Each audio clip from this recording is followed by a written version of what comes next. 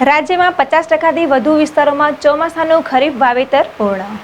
રાજ્યમાં સરેરાશ 46.89% સામે કચ્છમાં સૌથી વધુ 56% વરસાદ, 42 તાલુકામાં સરેરાશ 40 ઇંચ સુધી, જ્યારે 15 તાલુકામાં 80 ઇંચ વરસાદ ખાબક્યો. 34 ડેમ હાઈ એલર્ટ તો 20 એલર્ટ, 19 મોર્નિંગ પર. તો રાજ્યમાં ચાલુ ચોમાસુ સિઝનમાં સાર્વત્રિક વરસાદના પરિણામે તારીખ 7 જુલાઈ 2025ની સ્થિતિએ જગતના તાત એવા ખેડૂતો દ્વારા અત્યાર સુધીમાં 50.32% વિસ્તારમાં ખરીફ ચોમાસુ વાવણી પૂર્ણ કરી દેવામાં આવી છે, કે જેમાં સૌથી વધુ 17.59 લાખ હેક્ટરમાં મગફળીનું વાવેતર કરવામાં આવ્યું છે.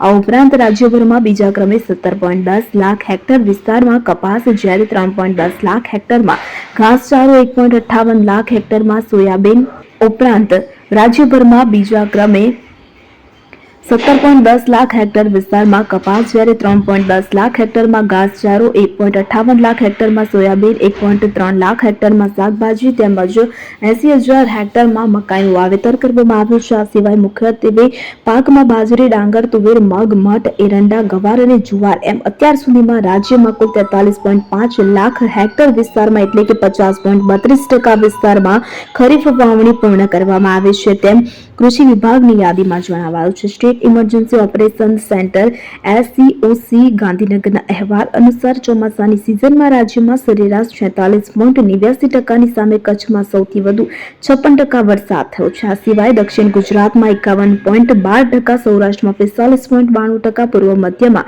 45.29% અને ઉત્તર ગુજરાતમાં 41.62% સરેરાશ વરસાદ નોંધાયો છે.